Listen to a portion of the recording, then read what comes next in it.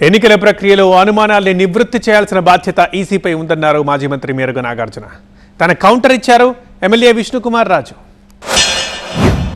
త్వరితగతిని involve అవ్వండి, ఈ యొక్క అనుమానాన్ని నివృత్తి చేయండి, రాజ్యాంగాన్ని పరిరక్షించండి.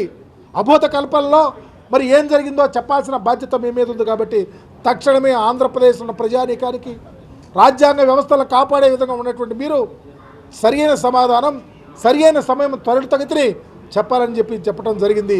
త్వరితగతిని చేస్తారని, ప్రజలకు నివృత్తి చేస్తారని ఆశతో ఎదురు చూస్తాం. లేకపోతే రాబోయే రోజుల్లో ప్రజాస్వామ్యానికి గొడ్డలు పెట్టు కాబోతా ఉంది. ప్రజాస్వామ్యం అపహాసించబడుతుంది, వ్యవస్థలు కొలదోసే పరిస్థితి వస్తుంది. అందుకనే తక్షణమే ఇన్వాల్వ్ అవ్వమని చెప్పడం జరిగింది. ఇదంతా చీప్ ట్రిక్స్, ఇంత దారుణమైన ట్రిక్స్ కేవలం చేయగలిగింది ఓన్లీ వైసీపీ పార్టీయే. మరి 2019లో మరి అప్పుడు ఈవీఎంల మీద డౌట్ రాలేదా మీకు? అప్పుడు డౌట్ రాలేదు.